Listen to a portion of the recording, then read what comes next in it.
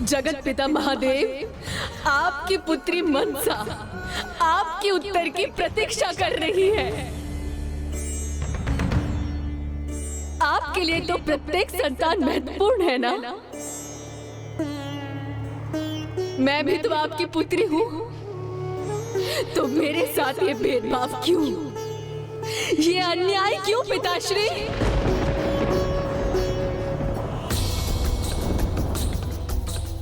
उत्तर दीजिए मुझे।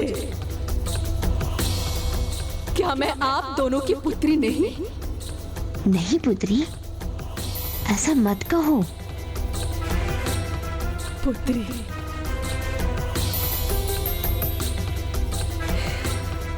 मैं आपकी पुत्री हूं ना माता?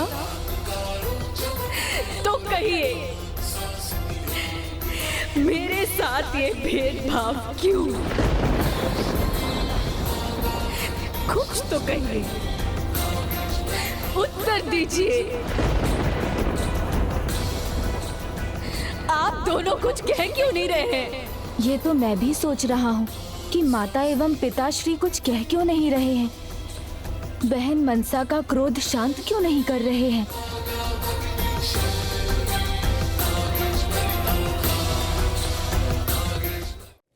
माता ने सबको निमंत्रण देने का कार्य मुझे सौंपा था, किंतु मुझे बहन मनसा का भान ही नहीं था और इसलिए मैंने उन्हें नहीं बुलाया।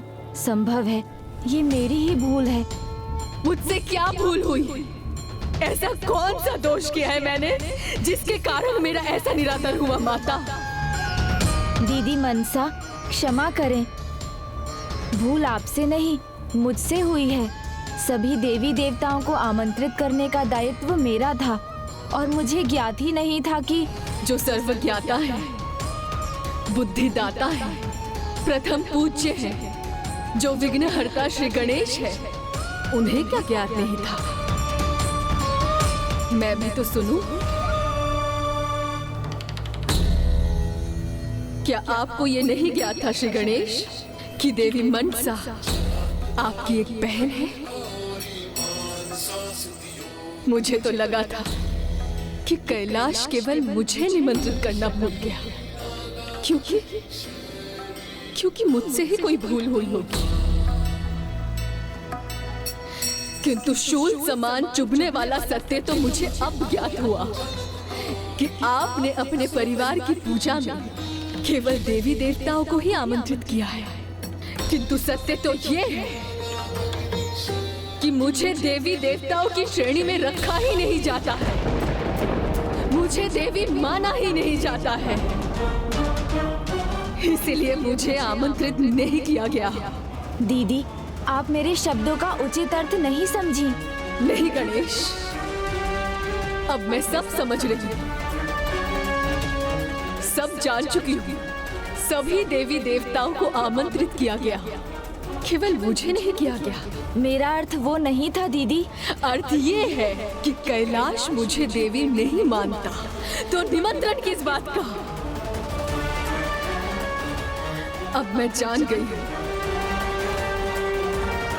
कि यहाँ हुआ क्या है।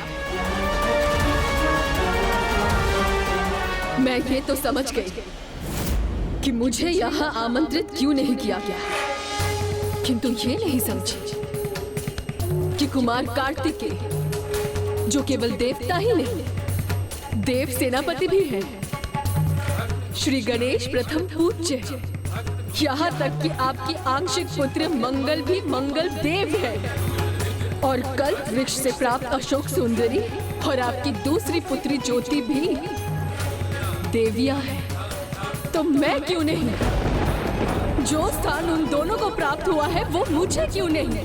क्या कारण है पिताश्री? क्या जिस प्रकार मेरा जन्म हुआ था, क्या इसीलिए मेरे साथ ऐसा पक्षपात किया जा रहा है?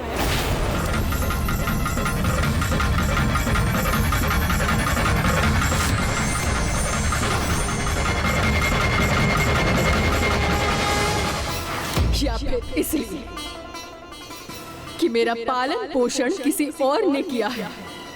कैसे हुआ था इनका जन्म और पालन पोषण माता एवं पिताश्री ने क्यों नहीं किया? किसी अन्य ने क्यों किया? उत्तर दीजिए माता, पिताश्री उत्तर दीजिए। देवाधिदेव महादेव और मां पार्वती के केवल एक पुत्री को देवी नहीं माना जाता। ऐसा क्यों माता?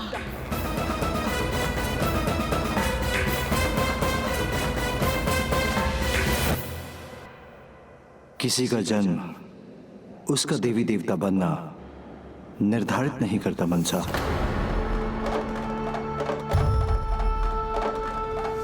भक्तों का अटूट विश्वास, उनका समर्पण, उनकी श्रद्धा, उनकी निष्ठा, उनकी सच्ची भक्ति ही हमें देवी देवता के पद पर आसीन करती है।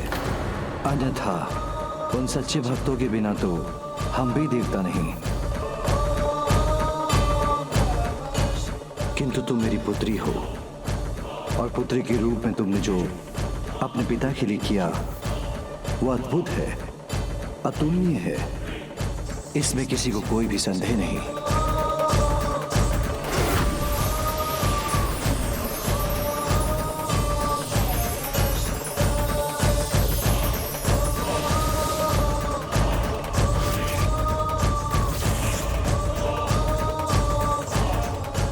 ऐसा क्या किया था मनसा दीदी ने जो इतना अद्भुत था?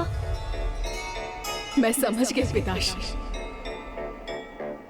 मैं आपकी पुत्री हूं किंतु देवी नहीं बन पाई। यदि ऐसा है तो आपकी ये पुत्री देवी का स्थान पाकर रहेगी। मेरी भी पूजा होगी, मेरे भी भक्त होंगे पिताश्री। पुत्री, ये इतना सरल नहीं, कहने भर से नहीं, सच्चा भक्त पाने से ही ये संभव होगा। तो बताइए पिताश्री, सच्चा भक्त कौन है, कैसा होता है? जो सदा धर्म के मार्ग पर चले वही सच्चा भक्त है।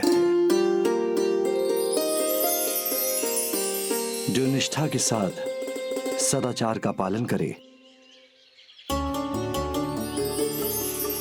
कराग्रे वसति लक्ष्मी, कर मध्ये सरस्वती, कर मूले तु गोविंदम, प्रभाते कर दर्शनम।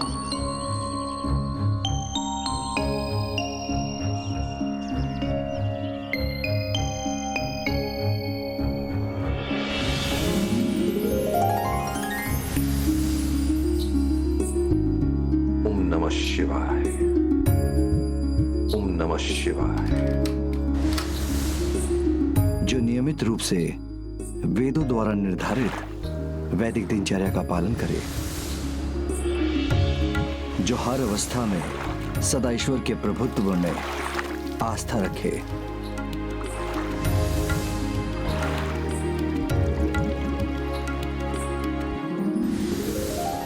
जो अपने सभी दायित्वों को निभाते हुए भी पूजा पाठ और धर्म कर्म से पीछे न हटे। ओम नमः शिवाय, ओम नमः शिवाय।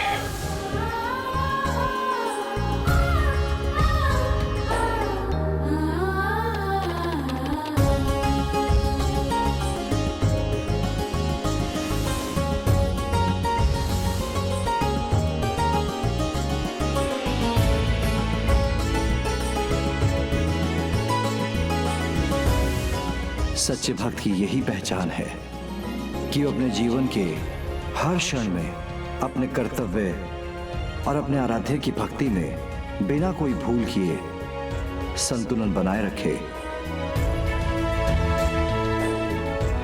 जैसे मेरा भक्त चंद्रधर।